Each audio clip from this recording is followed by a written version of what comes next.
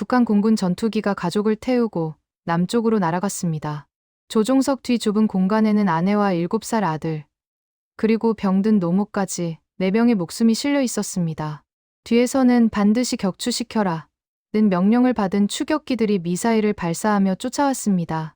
15년간 혁명의 독수리로 불렸던 이 조종사는 왜 목숨을 걸고 하늘을 건너야 했을까요?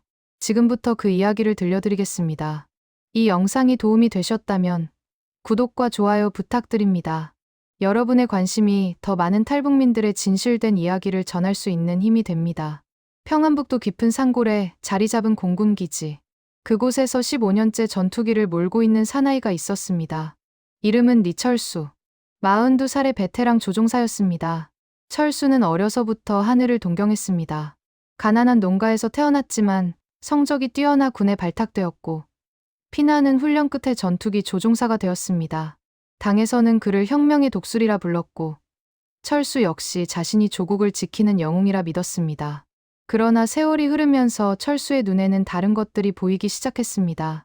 기지 간부들은 군수물자를 빼돌려 장마당에 팔았고 조종사들에게 돌아올 연료는 늘 부족했습니다. 훈련 중 사고가 나면 책임은 언제나 말단 병사들에게 돌아갔습니다. 충성을 다해 바친 15년이 허무하게 느껴지는 날들이 늘어갔습니다. 철수에게는 소중한 가족이 있었습니다. 기지 인근 마을에서 작은 진료소를 운영하는 아내 영희, 그리고 올해 7살이 된 아들 민호. 병약한 어머니도 함께 살았습니다. 어머니는 몇 해 전부터 심장이 좋지 않았지만 변변한 약 한 첩 구하기 어려운 형편이었습니다. 아버지, 나도 크면 비행기 조종사 될 거야. 아들 민호가 눈을 반짝이며 말할 때마다 철수는 웃으면서도 가슴 한편이 아렸습니다. 이 아이에게 물려줄 것이 과연 무엇인가. 굶주림과 감시, 그리고 끝없는 충성 강요뿐인 이 땅에서 아들의 미래는 어떻게 될 것인가. 그 즈음 기지에는 흉흉한 소문이 돌았습니다. 평양에서 대대적인 간부 숙청이 시작되었다는 것이었습니다. 김정은 위원장의 최측근들마저 하루아침에 끌려가 총살당했다는 이야기가 은밀히 전해졌습니다. 조종사들 사이에서도 불안한 기류가 흘렀습니다. 다음은 누구 차례일까? 철수는 그 말을 듣고도 설마 자신과는 상관없는 일이라 여겼습니다. 하지만 운명은 이미 그를 향해 다가오고 있었습니다. 그날은 평범한 훈련 비행이 예정된 날이었습니다. 철수는 여느 때처럼 전투기에 올라 하늘을 날았습니다. 그런데 착륙 후 기지 분위기가 심상치 않았습니다. 보위부 요원들이 기지 곳곳을 누비고 있었고 간부들의 얼굴은 하나같이 굳어 있었습니다. 리철수 동무, 지휘부로 오라는 명령이오. 심장이 철렁 내려앉았습니다. 지휘부에 도착하니 기지 사령관과 보위부 책임자가 나란히 앉아 있었습니다. 테이블 위에는 한 장의 보고서가 놓여 있었습니다. 오늘 훈련 중 민간 지역에 오폭이 있었소. 농민 2명이 사망했는데 조사 결과 리철수 동무의 조작 실수로 밝혀졌소. 철수는 귀를 의심했습니다. 오늘 훈련에서 실탄을 발사한 적이 없었습니다.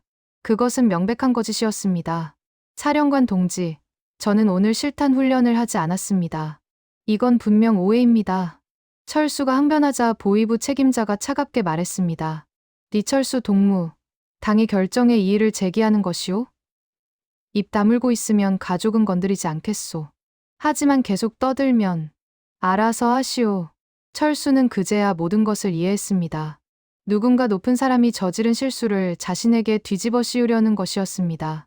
말단 조종사 하나를 희생양으로 삼으면 모든 것이 깔끔하게 정리되는 것이지요. 그날 밤, 철수는 잠을 이룰 수 없었습니다. 창문 너머로 낯선 인기척이 느껴졌습니다. 커튼 사이로 살짝 내다보니 검은 옷을 입은 사내 2명이 집 앞을 서성거리고 있었습니다. 보위부 요원들이었습니다. 여보, 저 사람들.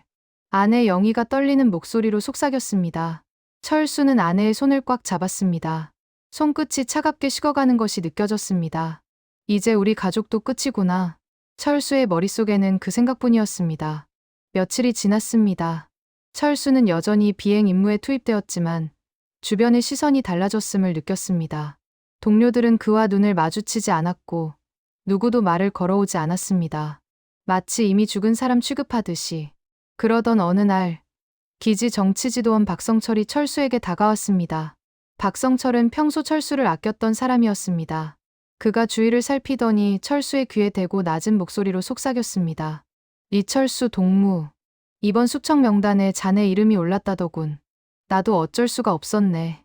철수는 멍하니 서 있었습니다. 숙청. 그것은 곧 죽음을 의미했습니다. 정치범 수용소로 끌려가 온 가족이 몰살당하거나 공개 처형장에서 총살당하거나 어느 쪽이든 끔찍한 결말이었습니다. 얼마나 시간이 있습니까? 모르겠네. 일주일일 수도, 내일일 수도 있어. 조심하게. 박성철은 그 말을 남기고 총총히 사라졌습니다.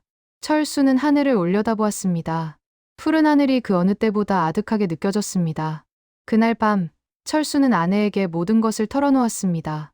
영희야, 우리 이대로 있으면 다 죽어. 나만 죽는 게 아니라 너와 민호, 어머니까지 전부. 아내는 흐느끼기 시작했습니다.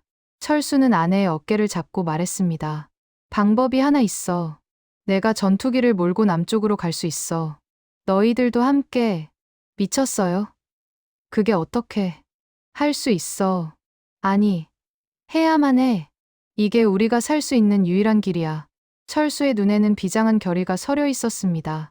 군인이기 전에 남편이고 아버지였습니다. 가족을 지키기 위해서라면 무엇이든 할 각오가 되어 있었습니다. 계획은 치밀해야 했습니다. 전투기에는 조종석 외에 공간이 없었습니다. 하지만 철수가 모는 기종에는 뒤쪽에 작은 보조석이 있었습니다. 비좁지만 아내와 아들, 그리고 작은 체구의 어머니까지 억지로 태울 수 있었습니다. 문제는 가족을 어떻게 기지 안으로 들여보내느냐였습니다.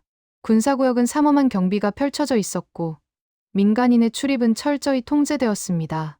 철수는 며칠간 기지 경비 패턴을 살폈습니다.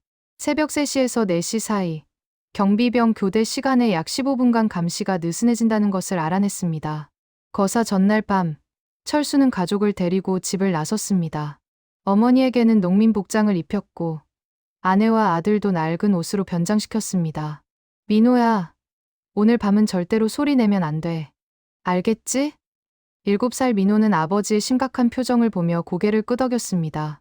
아이는 무언가 심상치 않은 일이 벌어지고 있음을 본능적으로 느끼는 듯했습니다. 새벽 어둠 속을 걸었습니다. 철수는 가족을 이끌고 산길을 타며 기지 외곽으로 접근했습니다. 숲 사이로 경비 초소의 불빛이 보였습니다. 심장이 터질 듯 뛰었습니다. 그때 멀리서 군견 짖는 소리가 들려왔습니다. 어린 민호가 무서움에 흐느끼려 했습니다. 쉿, 민호야. 조금만 참아. 아빠가 지켜줄게. 철수는 아들을 품에 안고 숨을 죽였습니다. 군견 소리가 점점 멀어졌습니다. 가까스로 위기를 넘겼습니다. 기지 철책 근처 폐가에 가족을 숨겼습니다.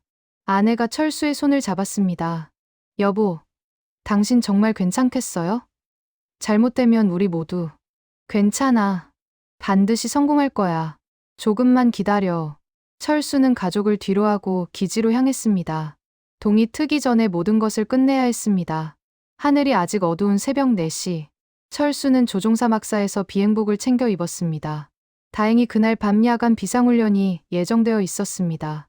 자연스럽게 전투기에 접근할 수 있는 기회였습니다.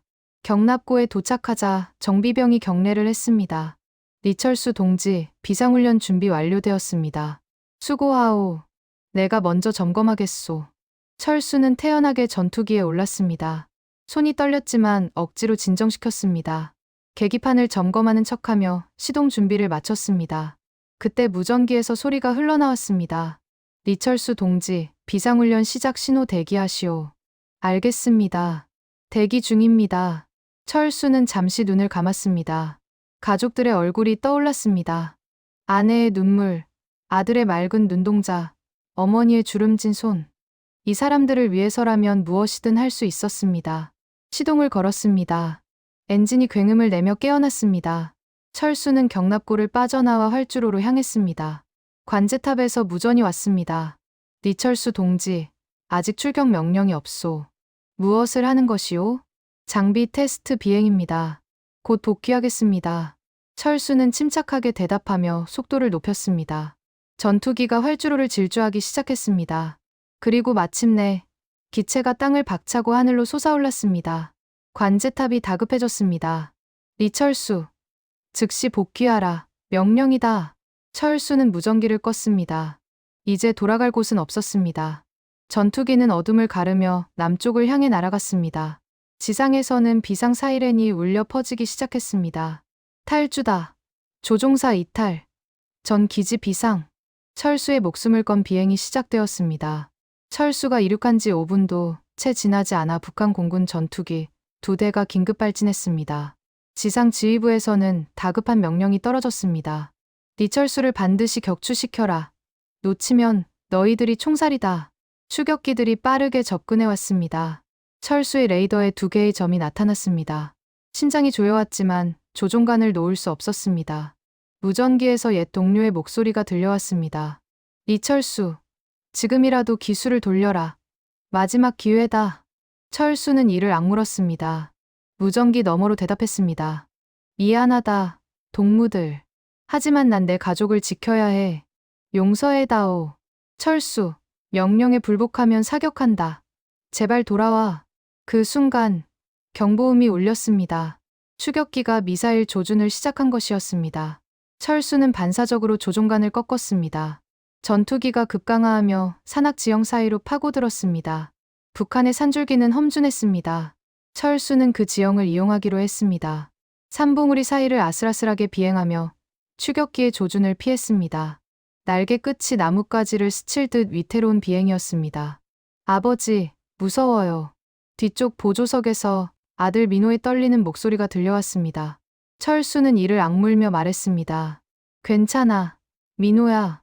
아빠가 지켜줄게. 눈 꼭 감고 있어. 추격기 한 대가 미사일을 발사했습니다. 철수는 급선회하며 플레어를 뿌렸습니다. 미사일이 빗나가 산비탈에 폭발했습니다. 굉음이 울려 퍼졌습니다. 철수는 계속해서 산 사이를 누비며 남쪽으로 향했습니다. 연료 게이지가 점점 줄어들고 있었습니다.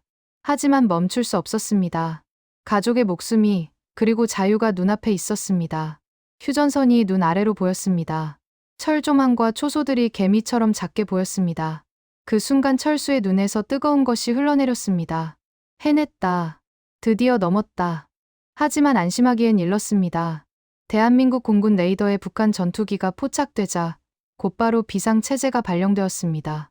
F-15K 전투기 2대가 긴급 발진하여 철수의 기체를 향해 날아왔습니다. 철수는 떨리는 손으로 무전 주파수를 맞추었습니다. 그리고 한국어로 또박또박 말했습니다. 대한민국 공군에 알립니다. 저는 북조선 공군 소속 이철수입니다. 가족과 함께 망명을 원합니다. 공격 의사 없습니다. 제발 도와주십시오. 한국 측에서 응답이 왔습니다. 북한 전투기 조종사, 메시지 확인했다. 지시에 따라 행동하라. 속도를 줄이고 우리 기체를 따라오라. 철수는 지시대로 속도를 늦추었습니다. F-15K 전투기가 양옆에서 호위하듯 따라붙었습니다. 긴장의 순간이었습니다. 한국 조종사들도 이것이 진짜 망명인지 위장 공격인지 확신할 수 없었기 때문입니다. 철수는 계속해서 무전으로 자신의 의사를 밝혔습니다. 저는 가족을 태우고 있습니다. 아내와 7살 아들, 그리고 노무입니다. 우리는 자유를 원합니다. 잠시 후 한국 측에서 착륙 허가가 떨어졌습니다. 지정된 공군 기지의 활주로가 보였습니다. 철수는 조심스럽게 고도를 낮추었습니다. 바퀴가 활주로에 닿는 순간 철수의 온몸에서 힘이 빠졌습니다. 전투기가 멈추자 수십 명의 군인들이 달려왔습니다. 총구가 겨눠졌지만 철수는 두렵지 않았습니다. 해냈다. 우리 가족은 이제 살았다. 철수와 가족은 국정원의 보호 아래 하나원으로 이송되었습니다. 며칠간 조사가 이어졌습니다. 철수는 모든 질문에 성실히 답했습니다. 북한 공군의 실태, 기지 위치, 군 내부의 부패상까지. 조사관이 물었습니다. 목숨을 걸고 탈출한 이유가 무엇입니까? 철수는 잠시 침묵하다 입을 열었습니다. 저는 15년간 조국을 위해 헌신했다고 믿었습니다. 하지만 그 조국은 저와 제 가족을 버리려 했습니다. 군인이기 전에 저는 아버지이고 남편입니다. 가족을 지키는 것이 제 진짜 임무였습니다. 하나원 생활이 시작되었습니다. 낯선 환경이었지만 가족은 서서히 적응해 갔습니다. 무엇보다 기뻤던 것은 어머니의 치료였습니다. 북한에서는 구할 수 없던 심장약을 이곳에서는 쉽게 처방받을 수 있었습니다. 어머니의 안색이 날로 좋아졌습니다. 아들 민호는 새 학교에 다니기 시작했습니다. 처음에는 말투가 달라 놀림을 받기도 했지만 곧 친구들이 생겼습니다. 축구를 하며 뛰어노는 아들의 모습을 보며 철수는 생각했습니다. 이것이 내가 원했던 것이다. 아이가 마음껏 웃고 뛰어놀 수 있는 세상. 어느 날 저녁, 가족이 함께 저녁을 먹고 있었습니다. 소박한 밥상이었지만 북한에서는 상상도 못할 풍요로움이었습니다. 아내가 조용히 말했습니다. 여보, 우리 정말 잘 왔죠? 철수는 고개를 끄덕이며 가족을 바라보았습니다. 그리고 마음속으로 되뇌었습니다. 군인이기 전에 난 아버지였고 남편이었습니다. 그것을 지키기 위해 하늘을 건넜을 뿐입니다. 그리고 이제 우리 가족은 진짜 하늘 아래에서 살아가고 있습니다. 창밖으로 대한민국의 밤하늘이 보였습니다. 북한에서 보던 것과 같은 별들이었지만 그 별빛은 어쩐지 더 밝고 따뜻하게 느껴졌습니다.